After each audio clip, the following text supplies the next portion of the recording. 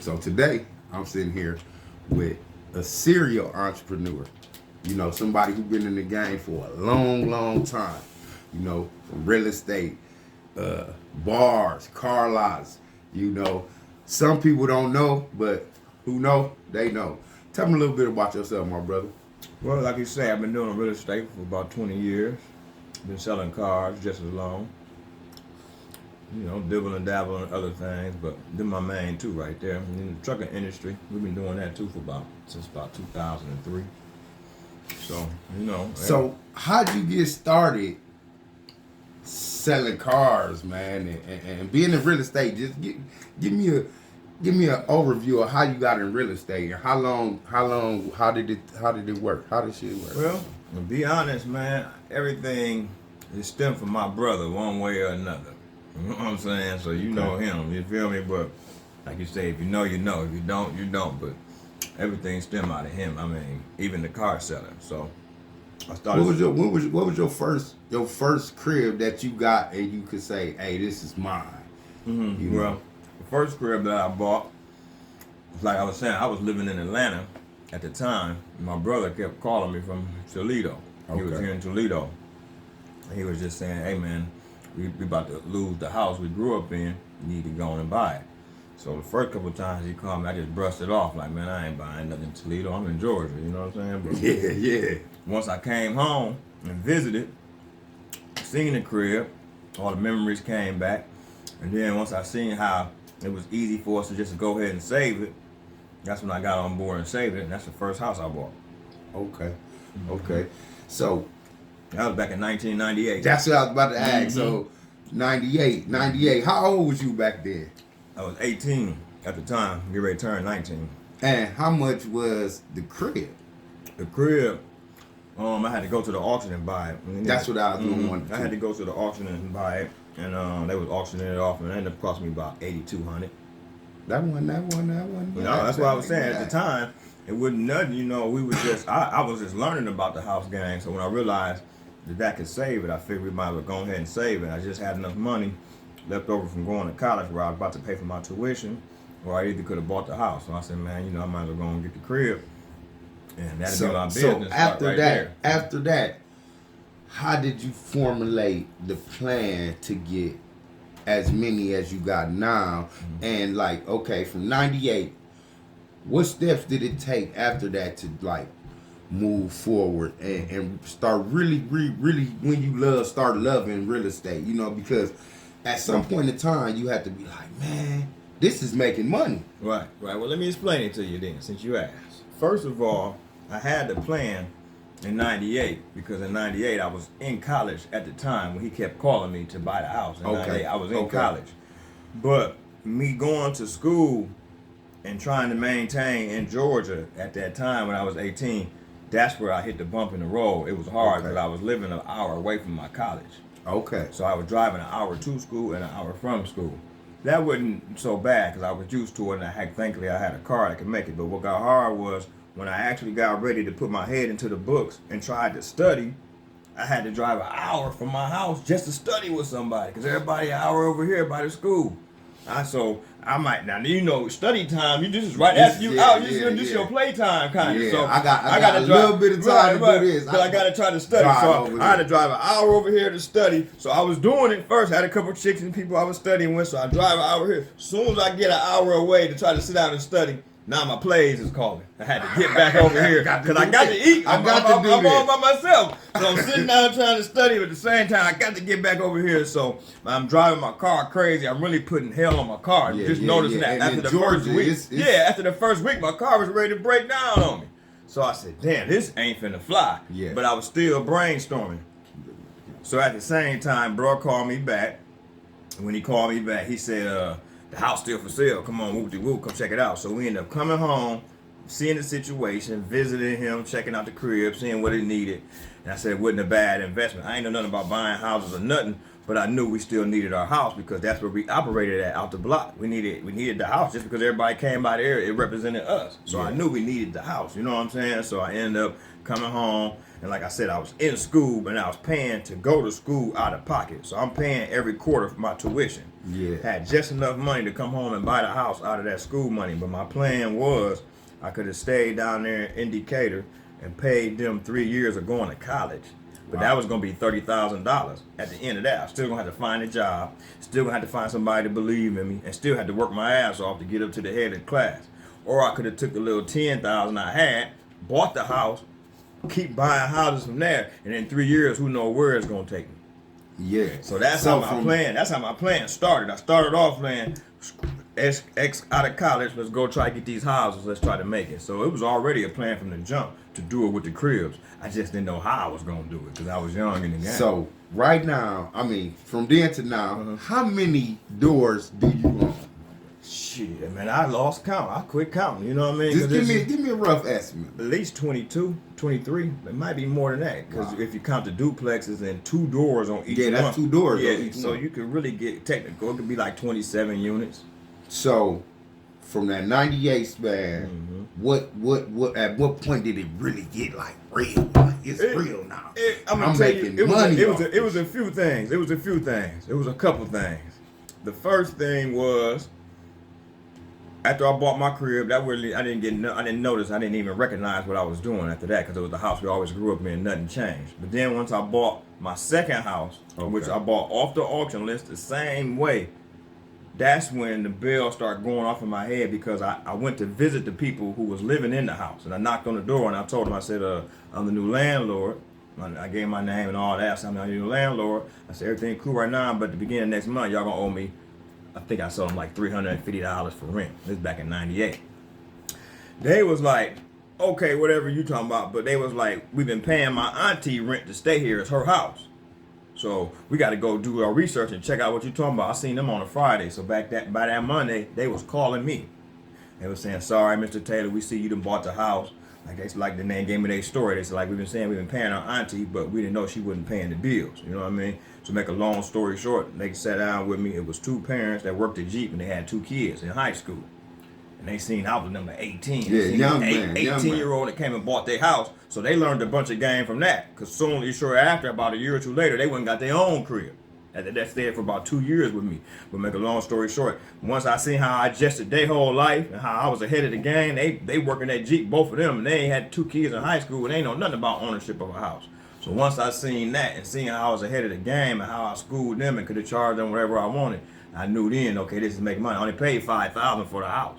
I was charging them $350 in rent, didn't know what I was doing, you know what I mean? But I was getting my money back that first year. I knew that, and I ain't had to touch the house because they was already in the house. Damn. So I ain't had to do nothing. Damn. My money right back. So that right there told me your money's right here. You know, ain't nothing you got to do. Then the next play was how'd you get them? How'd you find a real estate agent? Like, what plays did you have to make to like get the people in place to find the houses for you, or because you got a title company. Well, explain that to you. Lawyers. I can explain that to you. Like I said, the first house I bought was our house that I had to go buy at the auction. They was auctioning it off. So once I went and bought that, all the paperwork was there. They had the title work and everything ran and all that taken care of. When they give you the title, it's a clear deed, and they pay off all the back liens and all that. That's why they auction it off. So. Okay. By me buying them like that, that's a gem, y'all. That's a gem, y'all. So don't because a lot of people, sleep on that. Don't sleep on that. Give you misinformation about auctions, and a lot of auctions are ran different. So you gotta know how your particular auction runs it and how they do their paperwork, because a lot of them do operate different. So like I was saying, with my auction, you give them the cash, you buy the house, they give you a clear deed. So once I seen it was that simple, and the people checked it, like I told you, they called on that Monday and seen I was the owner, everything was recorded and everything. So once I seen it was that simple, I just bought multiple houses through that process. Because you don't need a real estate agent. You know, like I said, I had Big Bro, and he would take me to the houses. We would actually look in the houses and walk around in them if they was vacant. And if they wasn't vacant, like the house on Glenwood, I knew people living in it. You ain't what more do you need to know? They in there living comfortable. They in there. The rain coming down, they still in there. They ain't running out the house like, oh, it's leaking everywhere. So you know the house in good condition. You feel me? They living in there. So that's all I needed. And then the ones that was vacant, we just went up in there, and bro, he had the game. He knew a little bit about houses, so he would school me on the first couple ones. Okay, this is what we looking for. This is what you want. This is what you don't want. And it was just elementary. After that, you know, like I say, once you start buying them and your portfolio start growing, you'll see your money. Yeah. So, you know, now, do you got a person who does that for you? I mean, how does it work? Because, you know, everybody be like, you know, I want to get into real estate, but they don't know what dots to connect to get to how to get to real estate, how to really put their plays in. Right. Well, I can just give you a little bit of game. I don't want to give them everything. Can't give them everything. After that, they got to buy the course. You know what I mean? And then I can teach them on how to get into the real estate game. But just a rough outline of it. In the beginning, I used to get my list and go and check the houses out myself and do it. You know what I mean? So what kind of list is it? It just depends. If I'm buying them from a realtor, you get the list from the realtor that you're dealing with. He'll give you a list of houses, and you can go check them out. But, you know, if you're getting them on your own, then you're going to get them from that person, because it might be an individual trying to get rid of a house. They might have just inherited the house. They might not never step foot in the house. So I would get the address from them. I'll go do my due diligence, look around, because you don't want to get catfished. And that's when somebody tell you they got something, you think it's something, but then when you get there, it's totally different. You know what I'm saying? Or it's a house flipper, somebody who like, hey man, like, you know, it's game. It's you only need a little bit of paint, a little bit of carpet, then you get there, ain't no floors or nothing. You're like, wait a minute. It's some game being ran in this situation. That's why I said you gotta look out for that. Yeah, I got a friend, she called it catfishing. You know, it ain't just with people they can catfish you. They catfish you with a house, with a car, whatever. Show you some nice pictures, but when you get there, that ain't what you getting. You feel me? So we have to do our due diligence with that. So it just depends on what type of market I'm in and how big of the city and the circumference we're trying to cover, because sometimes you need helpers to help you go and check out the house. That's what I said. If you over a couple hours, couple 100 miles, you need some people who can go do some other things and help you out, so you ain't got to go see every single individual house. So it's formulating a team Definitely part of making this work. Definitely. You need a team in anything, because no man is an island by itself. So I don't care what you're doing. You need a team in anything. You feel me? But, you know, as far as housework, you're going to need a team, because you can't just do everything. You feel me? And that might be, you might buy the house, you might fix it up, but at the end of the day, you might need somebody who sell it, who show the house, do all that. So it's going to be a team somewhere along the line. You ain't going to do everything. So you have a personal person to do it, or you got like a real estate company, or do you got like a management company who is like overseeing your situation, or you doing it all yourself? Well, I was about to say, you just asked a couple different questions, because one, I have my own management company now where we manage the properties and maintain the properties, but at the same time, I have people who constantly find me properties. That's their job, to sell these properties. So they would call me, see if I'm interested in buying them. It might be something that an investor can buy and make some money off of. So I deal with people like that as well. But I also buy houses off of people who just trying to get rid of them and might not know anything. You know, I deal with them. And I have a bunch of real estate agent friends now that I'm in the field for the last 20 years. And I migrate to those friends, because I have friends who sell houses who didn't know I was into this, and I call and touch up with them and connect with them. So I got connections all over with this now. Now, after 20 years. So keeping the pace will make sure that you get to where you're trying to go. Oh, for sure. I mean, you got to stay active and you got to stay focused on your plan. You know what I mean? Anytime I would have veered away from my plan, it wouldn't have gotten me to where I'm at now. But one thing I always tell people is, you know, real estate, that's my bread and butter. I might do a lot of other things, and I might invest in other things, and sometimes I lose. But the real estate, I ain't ever lost a dollar for putting no money in no house. Period. Wow. Big gem right there, y'all. Yeah. That's why I always go back to it. Think about that, y'all. Always go back to it. So, fast forward a little bit. I don't know if they know, but my dude got a bar. You know, it ain't been open in a while, but how'd you even come across getting the Mirage? And you know, this is a staple in our community, and you know, how did that even come about? Like, you know, I know you're in real estate, but like, okay, damn, when the bar came up, how did you know you was like, damn, I can do that. Well, you know, the opportunity presented itself, and the family always wanted to have an establishment where we could entertain friends and family. and where we could get our food out there to the masses. Food, right? And then on top of that, me being a sports fan, I always wanted somewhere where we can watch the games and come and kick it. You know what I mean? That's how we ended up going to the Super Bowl that year. You feel me? You know what I'm saying? Here you go. Got the memories. Here you know you go. what I mean? But shoot. So that's how that popped off. By what year? What year were we talking about? We talking about it all began like in 05. In the 05, the opportunity presented itself, and the family just seen that it was a great chance for us to follow through what we always had a little ideal about doing, but we just didn't know how it was going to happen. And then once the opportunity presented itself, we took full advantage. Was that one of them deals where you had to go out and have a realtor go get it, or did you have an opportunity to meet with the people who owned it? I definitely knew the owner, and that made it easier, to obtain it. And that's how we knew the opportunity was there, because I knew the owner and we had a good relationship. But we definitely had to hire lawyers and have counsel. Yeah. My phone one second, I forgot about that.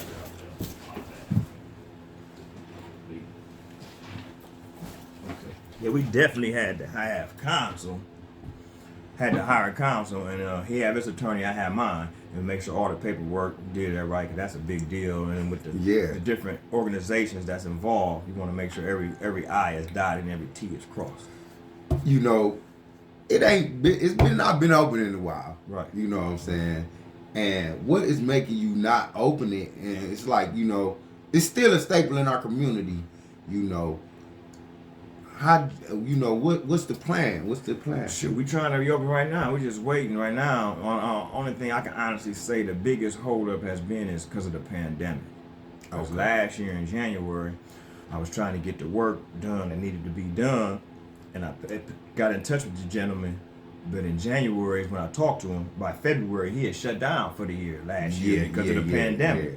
So I ended up getting back in touch with him because I stayed on it, stayed diligent. I got back in touch with him last year in October, gave him his money because he was back in business. So I gave him the money to get started. He came in and did his job, but now we're waiting on the fire suppression people to come in and put a new system in. I done paid them $5,000 and they ain't came and did nothing yet. But they blaming it on the pandemic and being understaffed. You know what I mean? So all this gonna put a setback. Right. It's like one step after another. Everything is having a little drawback, but that's how it is when you're trying to get stuff done during the pandemic, and a lot of people ain't even trying to work right now. So it's like. But I'm gonna say, stay and due diligent. That's one of the things I keep hearing that you saying. Oh yeah. And that gotta be like something that's really, really, really stapled inside your brain. That's a great segue for what I'm about to ask now. Okay. So, having the due diligence, how is it keeping up with all of these things that's going on? Okay, I got 22 houses. Well, doors I gotta take care of. I got people. This going on. That's going on. Boom, boom, boom, boom. How do you keep track of all this stuff? I'm not saying that you're doing it all alone, but how do you keep track of all this thing? Well, I try not to overthink it or overcrowd my brain, for one. So if it's too much, sometimes I just take a break and decompress and just pause, because sometimes you need that, because this stuff can be clouded. It can be cloudy in the head, and it can have you just run around like a chicken with your head cut off. My last one was mental health, so think about what he's saying now. He said decompress. Yeah, you have to do that all the time. You know what I mean? So you definitely have to decompress all the time, and you have to worry about the things you can control and worry less about the things you cannot control. So once you put that into your brain and say, I can control this, and then I can't control this, you're going to worry about the things you can control and try to influence them the best you can for your best outcome. And then the things you can't control, you're going to kind of sit back and hope the chips fall like they need to, and then you adjust as you go. You know what I mean? But what I say by due diligence, and what I mean by that is staying active and on it, is because sometimes you can wake up and you can doubt yourself. And you can say, man, dang, what I'm doing really adding up? Is what I'm doing really making sense? But if you got a plan and you working your plan, then just stay on it. You might not see the end don't justify, the end always justifies the means, but you might not see the end in the beginning. Sometimes you got to work through the little smoke and work through the cloud, work through the dust. So basically, it's another old saying. I always say this in my little podcast. But the turtle won the race. For sure. So the due diligence mean, okay, I got hurdles and obstacles, but I'm going to stay on my little steady pace to get to the finish line. That's right. Don't let nothing deter you. I mean, you can get deterred, but get back on. Yeah. So the team is one of the big things, okay? So how did you get back to the bar? How'd you get the beauty shop on side the bar? Like, you had so many things going on. I'll be like, man, this guy, man, the beauty shop's still amazing. going on right now. It's For renting real? out right now. Yeah, it's still open. And the apartment behind the bar is still rented. So those two sources of income still there. It's just the little difficulties we have in getting the work done in the bar. That's the reason why that's not open right now. But it'll be open up soon, real soon. Hopefully. You get on the DC when this pandemic. It's over with. Motherfuckers ain't coming to work, so it is what it is. So how did it go from the bar to the car lot? What is the name of the car lot? I mean, RC Auto Sales. RC Auto Sales. And it was just like when the gentleman tried to buy the bar, I had to find something else to do every day with my life, so I got up out of there, and that's how I ended up going to the car lot. Like I said, because I always sold cars, I just didn't have a office every day where I did it, or a location where I was posted up at did it. So I ended up just renting a car lot once I left from the bar because I had to find something to do with myself every day. So how'd you even get into selling cars? You know what I'm saying? Right. Because like that's another like business that people don't even recognize that's there money could be made in. Right. Well, like I say, everything stemmed from my brother. So back when I was a teenager, I probably was about 12, 13. I had saved up a couple $100. I probably had about $500. And the brother had just turned 16. And the amount was just 16. My stepbrother was 17. So they was going to get them some cars from an auction. So me being a young entrepreneur, I threw my brother like $400-500. Like, here, man, if y'all see something for me, grab something for me. I'm only 13. I really had no business in trying to buy a car, but I'm just trying to invest. I see they spend their money, so here I go. And it's working. Yeah, here I go try to be one of them. Well, I mean, they had an idea going to buy them a car, so I just had an idea. Either I was going to buy a little beater I could play around in, or something I could flip and sell to somebody who needed a little bubbler or something. So I had a couple of ideas what I was going to do with it. To make a long story short, they bought the cars, got them from the auction. Bro drove his car home. My stepbrother drove his car home. And I asked him, I said, well, where my car at? And they said, well, your car ain't make it. It broke down on the side of the highway. So that's how I got started in the car game. I realized then when I go to the auction, I got to make sure this car can make it home. If it can't, I can't buy it. You know what I mean? So that's how I got started. From there on, I knew when we started going to look at them, I was making sure they was decent cars. And that's how we got on game of checking the cars out, making sure it was a good buy. And shoot, once you buy 3 or 4 good cars, people buy them. You hook. So how many cars do you have to have before you have to get like a dealer license or whatever? How that work? That works. The last time I checked, the rule was if you sell 6 cars within a 12-month period and you make a profit on all 6 of those car sales, then they will want you to get a dealer's license. Okay. That's the last time I checked. And how much is a dealer's license? And there's 2 questions. So how much is it and where do you have to go to actually obtain it? Well, you're going to have to go to Columbus, but you're going to have to take a course. It's a course you have to take now so they can teach you the game about dealer license and what comes along with it and how to sell the cars and all that. So it's like a day course they want you to take.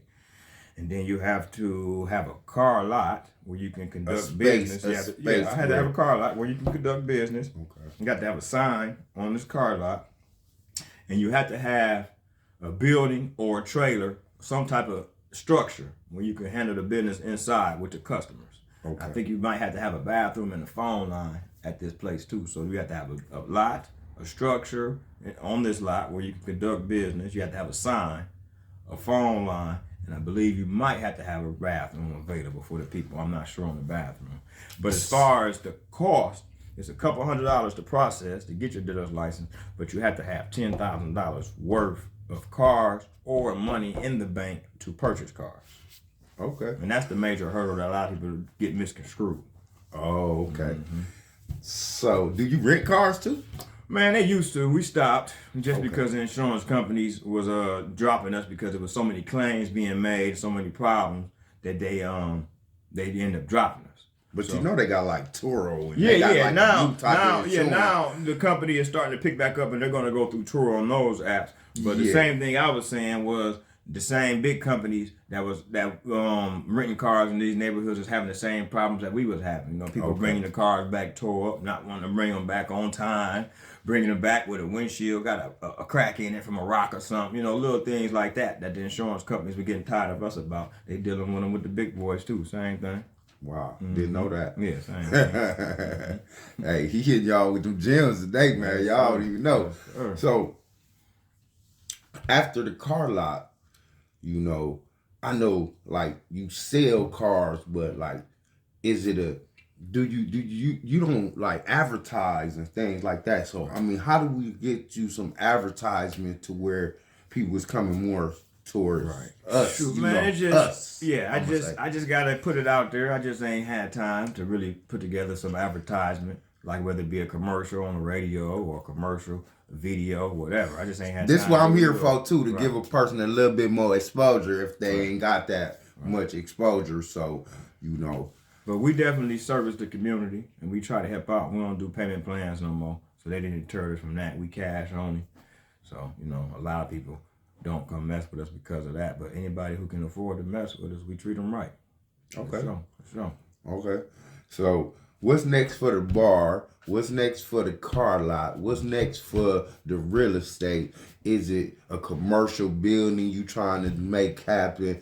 Like, you know, it's a whole bunch of places that's like Bancroft Plaza.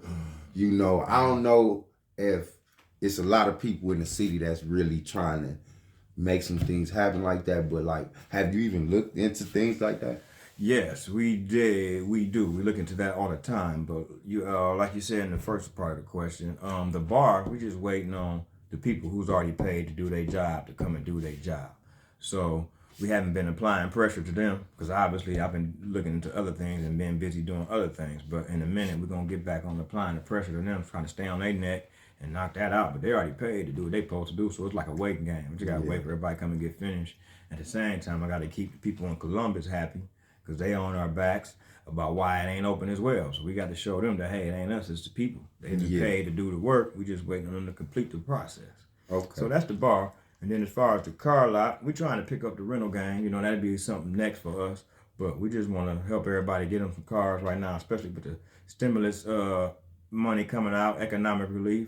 Everybody get a little bit of bonus this year. When they come see us. Income tax time, you know, people always come see us. So we just want to be able to provide those things to help people get what they usually expect to get this time of year, because it's hard just now doing that. It's hard to get cars. It's hard to meet the demand because the demand is out here. So it's hard to supply the regular demand and above trying to do anything else. Okay. Yeah, but then as far as the real estate, man, that's limitless. You know, it's just all on what you want to do. We dabbled with commercial last year.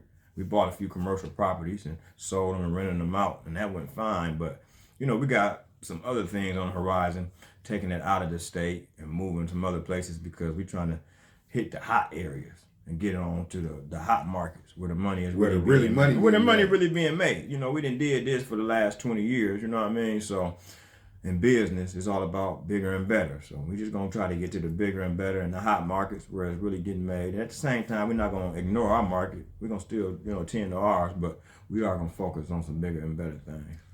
So, you know, how can they get in touch with the car lot? So since that's the running business right now, how can they get in touch with the car lot? How can they get in touch with you trying to get a car, or, you know, is it a website? What we looking? The best way right now is just to give me a call, and that's at 419-392-1484. Anybody that's serious about the business, that's the number right there. You call me, we're gonna make it happen. Whether it's a car, whether it's a house, rental property, whatever you need. I know a lot of people need rent too. Yeah, a lot of people need properties now. If it's something we can provide, then that's the number to call. We'll make it happen, and then we'll, you know, put you with who we need to put you with from that point moving forward. Okay. Yeah. All right. Supporting B.O.B.S, man. I'm telling y'all better get with me, man, because I'm about to be on it. Hey, one love, my brother. Thank you. I appreciate you. Sure, my brother. Appreciate you, know how we do. Yep.